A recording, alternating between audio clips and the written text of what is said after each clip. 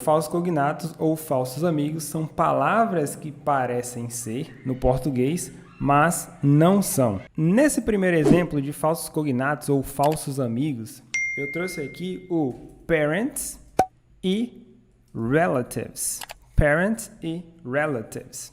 Parents, quando você olha para essa palavra, parece que é parentes, né? Ó, essa palavra aqui, você olha para ela, parece que é parentes, mas na verdade não é, tá? Parents quer dizer pais. Parents quer dizer pais. E esse pais aqui, né, é pai e mãe. Ó que interessante. Então, esse parents quer dizer pai e mãe, né? Pais, né? Pais.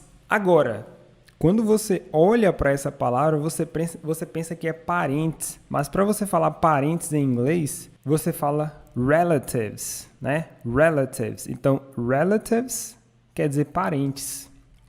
O primeiro exemplo de falsos cognatos, né, é o parents, que parece ser parentes, na verdade não é, é pais. Nesse mesmo exemplo eu tenho o relatives, que quer dizer parente. Então, se você quer dizer parentes, você utiliza a palavra relatives, que aqui sim é parentes, tá?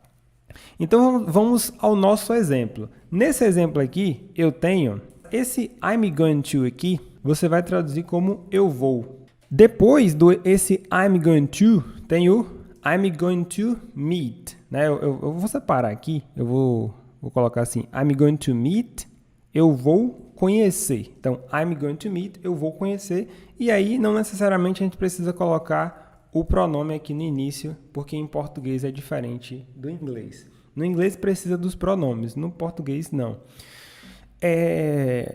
Quando eu falo Richard's parents.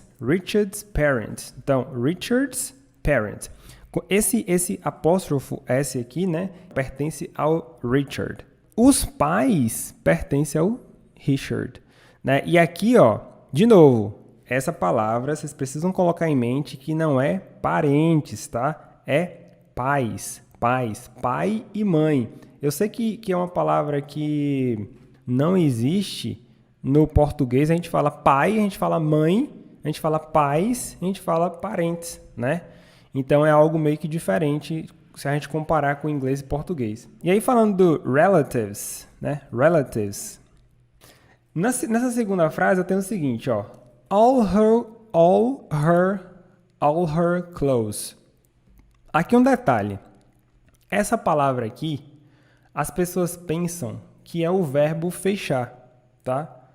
É o verbo fechar. E realmente existe to close, né? To close, que quer dizer fechar. Que seria o oposto de to open. To open, abrir. Beleza. Só que essa palavra aqui, ó, close, né? Close, ó. Essa palavra aqui, o verbo, ele vai ter um som de Z no final. Close. Agora, essa outra palavra aqui, ela não é um verbo e ela não vai ter um som de Z, ela vai ter um som de S. E qual é a diferença? A diferença é que aqui é o verbo fechar, né? Fechar, a palavra fechar, a tradução é fechar. E aqui, essa palavra não é fechar. Essa palavra é algo que é próximo, que está perto. Are her close relatives. Close relatives. Ou seja, todos os parentes próximos dela, né? Todos os parentes próximos dela. E aí, de novo, aqui não é o verbo fechar. Pode ser a mesma palavra, e é o que eu sempre falo, uma palavra pode ter mais de um significado, então é necessário prestar atenção nisso. All her close relatives came to the wedding.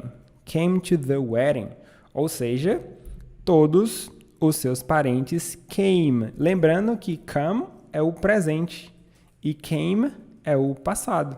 Quando eu falo came é que compareceram, é que vieram to the wedding, ao casamento.